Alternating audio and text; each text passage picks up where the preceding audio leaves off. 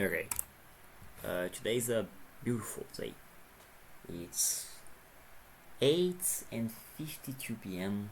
I'm studying group theory, and yeah, life couldn't be going better, because that's what we all aspire one day to understand group theory, right?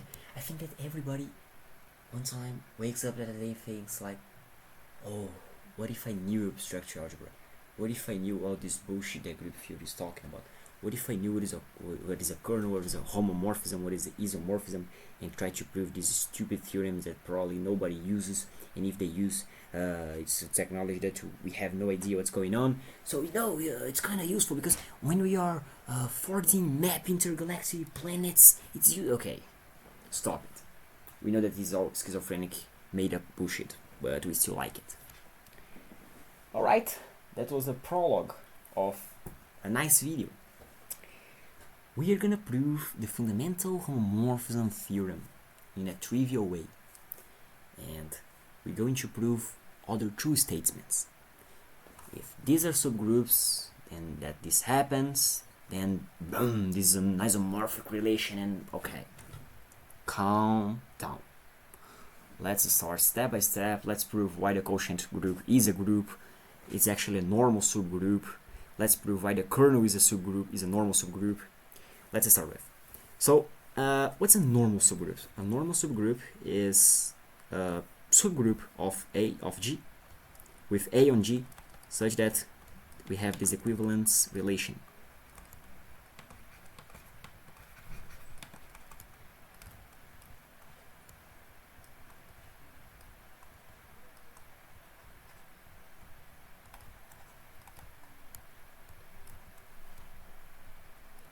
Alright, so to some f, so morphism to some f. Well, let's see. So if we have this, then we might show that this equals h. So right, let's show, and this is an equivalence relation. We call this an equivalence relation. So this implies on this, and this implies on this. We gotta show that this implies on this. All right. So yeah, it's better to see that this. We're gonna show that this is equal to this. Okay, right? Fine. Let's begin with. Well, we're considering that H is a homomorphism is a kernel. Is a kernel.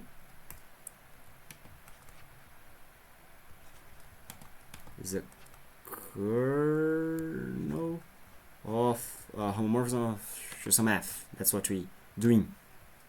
So yeah, let's start. F h a minus 1 is equal f of a, f of h. You can see that I'm skipping a step of the associative property, but you can check it by yourself. Since this is a kernel of a homomorphism to some f, this is equal to E line, because we're defining a relation of G to G line, I guess. So f of h, the kernel is all elements on G such that fh is equal E line. Fine. So this is equal fa E line fa minus 1, which is just fa minus 1, which is a line, which is equal to h. So if for every a we have this is equal to h, so we have that for every a, we have that for every this is equal f of h, right? So this must be equal to this. If you want to check this better, you can take an element a from the kernel and see that it implies that one is a subgroup of another, and you take a being on G and show that it's implied that the other is a subgroup of the other, so they must be equal. Alright, but this is pretty intuitive, you see, because if for every a on G we get to E, then these subgroups, these groups are equal. So we show that if H is a kernel, then this is implied. Alright, and this is going to be important because the quotient group comes from this. So what's the quotient group? The quotient group G, and let's define kernel of phi, that is the operation we defined, is equal to k. Alright, and let's say that this is not only the unit element, it's composed by two more elements. So what do we need to prove here? Well, K is a subgroup because it's a kernel. We need to prove that the combination of all elements on the quotient group is a group. So what is actually G quotient K? Alright. Well, it's pretty trivial that the combination of the kernel is going to be equal to the kernel, because take xy. We have f of xy is equal f of x, f of y.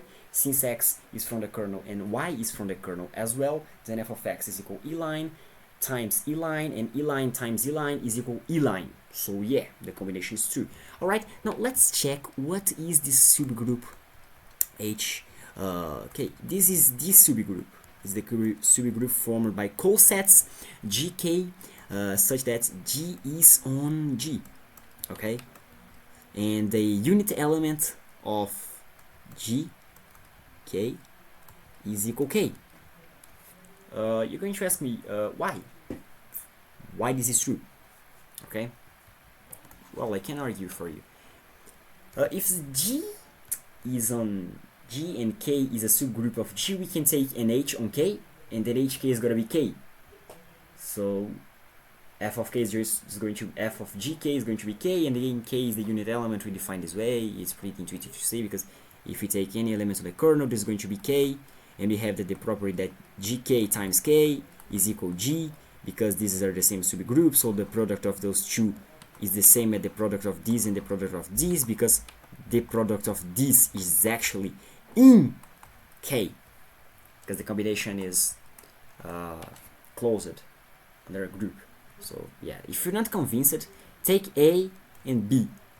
Then AB is on the same set of in the same group of these two guys. This is basically what we're talking. So yeah, we define this group. Pretty cool. And let's see how it looks. Actually, it looks like this: K, GK, G2K, and so goes on. So it's a group of the cosets where K is the unit element. All right. Now let's prove this, that this is an isomorphic relation. Okay, it's easier to prove that this is bijective, and after that we can prove that this is a homomorphic relation, right? So yeah, it's injective, it's surjective by construction, because the image of phi, you mapping a function to the image, so it's just x mapping to f of x, so it's right, so it's it's mapped under by construction of the image. Now let's prove that it's injective. Well, it's proved by injective because the kernel is unique. What do you mean? We have this group here, which is the quotient group G kernel. I'm going to call this just the factor group. Okay, it's the same stuff. And on this factor group, we just have one element, is the kernel. Okay, don't confuse. Don't confuse, okay? The kernel is going to be any elements such that H, K is going to be the unit elements. So the elements of this set, such that the operation on this set gets to the unit element, right? So you can see that this is basically K, because after we have Fk, this is going to be phi of K, and by this operation we show that K is the kernel of this operation, so phi of K is just E.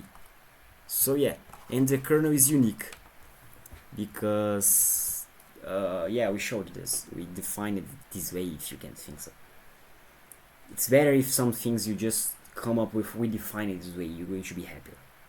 But it's unique. Suppose that it's not unique. So you have xk and yk. After we do the function f of this needs to be the kernel, so this needs to be in this, and this needs to be in this, so these two are the same, this two is e, so it's just k, okay? Don't confuse, because in this group, k is a whole group, and in this case, the kernel is just an element, or an ordinary element, alright? So you can think like this, for example. This is a group.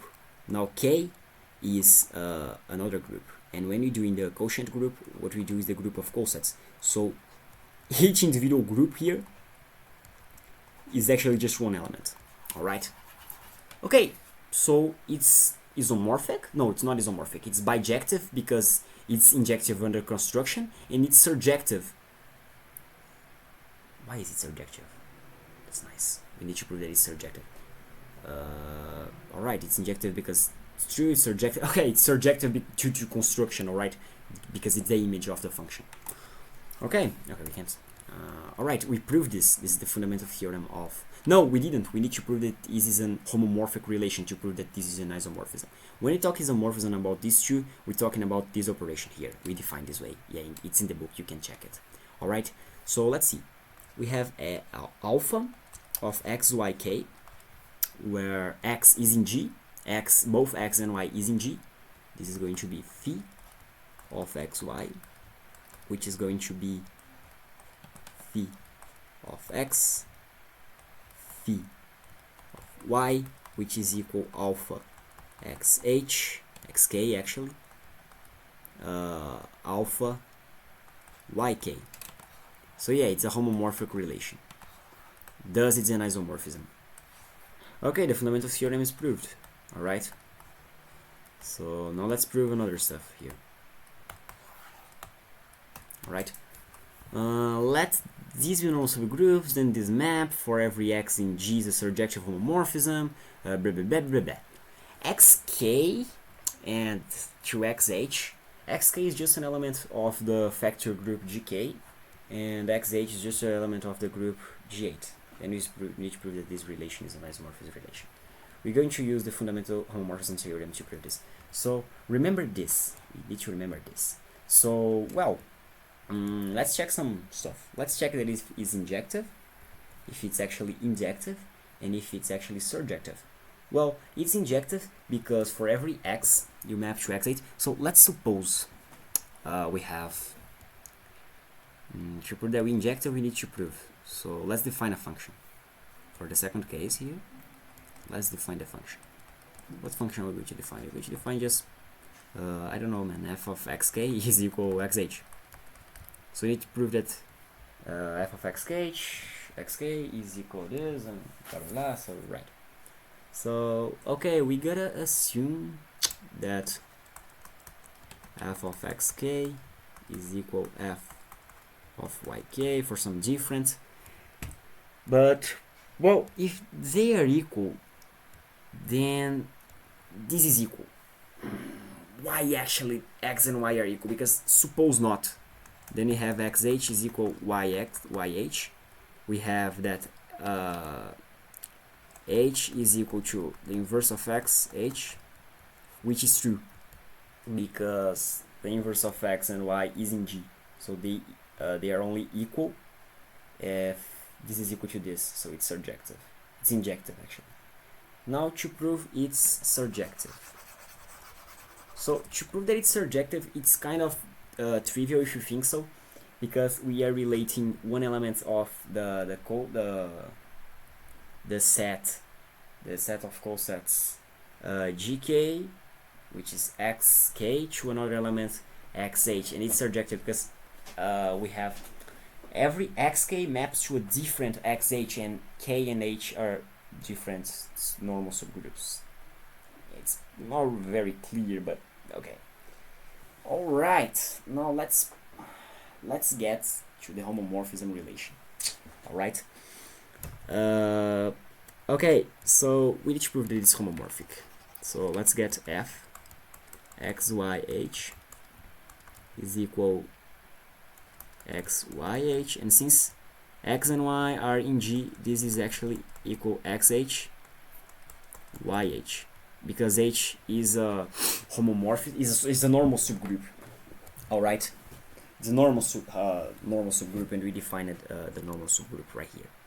So which is equal actually f of x k is not h. I'm sorry, it's fk.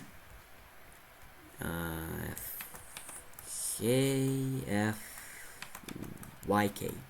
This is homomorphic, it's injective, and it's also surjective. Alright, now let's prove this homomorphic relation. Okay, remember, we are making an association of this to this, and let's use the fundamental homomorphism theorem to this. Okay, so we proved that it's a surjective homomorphism, right? We have this relation. it's a homomorphism and it's surjective. Well, you only need it to be a homomorphism, but okay. No, for the fundamental homomorphism theory, yes, but for this case we need to be surjective. We're going to see why. So we have that is okay. You're going to see by the homomorphism theorem. We already know that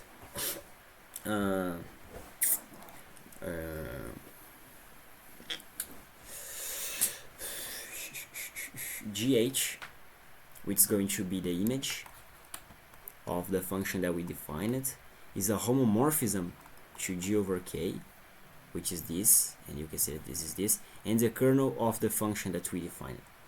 It's going to be f, and the kernel of f. Okay, we just need to see who's the kernel of f. Let's think for a while, okay? Who is the unit element on GH? Well, the unit element on GH is only it's only H. And who is GK? Right. So let's think for a while. Okay. We need to find an element such that fxk is equal H. And who is that? That's an element of that's the element. It's an element of k. All right. It's an element of H actually. No, it's an element of k. Because if we take k on k, we get that f of k is f of kk is equal kh, which is equal f of k, which is equal h. So for every element k on k, we get f of h. We get h, which is the unit element. So now we need to figure it out. Who is the kernel of this function, right? We just need to figure it out this, so we are free to go. So let's check who is this quotient group right here. This quotient group is every x on H, such that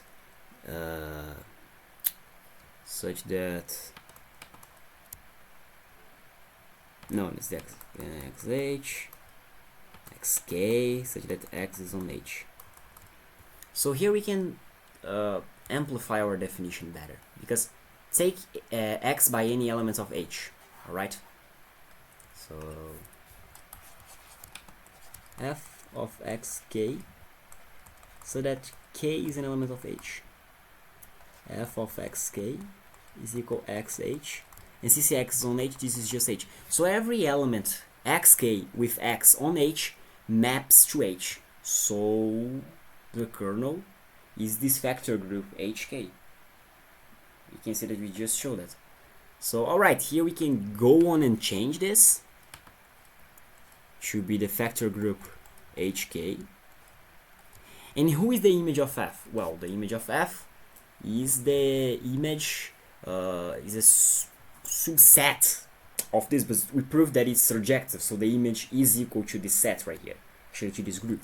So we can just change here to GH. Well, it's crazy. We proved this by details. I'm gonna give details why this is injective and surjective on the description, okay? I just wanted to be quick. Alright, hope you all enjoy it. Don't take this too serious. I'm losing my mind on this topic. This topic is stupid.